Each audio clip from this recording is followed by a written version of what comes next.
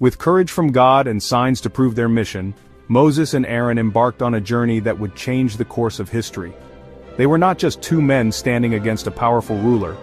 They were the chosen instruments of divine will, carrying a message that had the power to liberate an entire nation. Their hearts were filled with a mixture of trepidation and unwavering faith as they approached the grand palace of Pharaoh, the most powerful man in Egypt.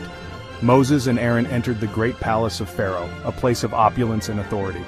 The grandeur of the palace was overwhelming, with its towering columns and intricate carvings, but they were undeterred. They had a mission, a divine mandate that transcended the earthly power of Pharaoh. As they walked through the halls, the echoes of their footsteps seemed to carry the weight of the message they bore. They stood before Pharaoh, king of Egypt. With boldness they delivered the message that had echoed from the burning bush, a message that was both a command and a promise. Thus says the Lord, the God of Israel, "Let my people go, so that they may hold a festival to me in the wilderness."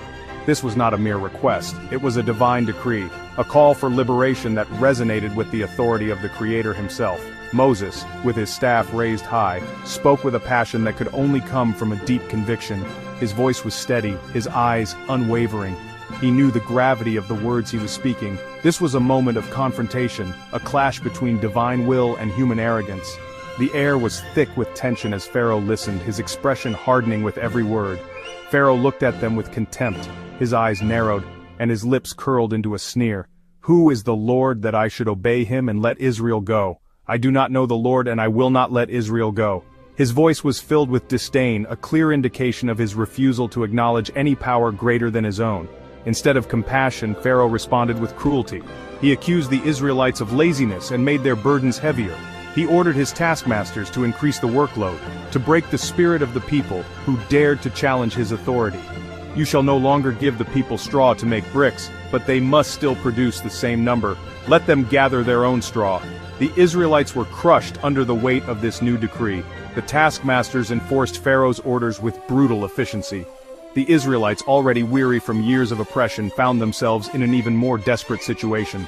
They struggled under the scorching sun, their hands raw and bleeding from gathering straw and making bricks. The cries of the laborers filled the air, a haunting symphony of suffering and despair. The Israelites were crushed. They cried out to Moses and Aaron in despair, their voices filled with anguish and accusation. "May the Lord judge you.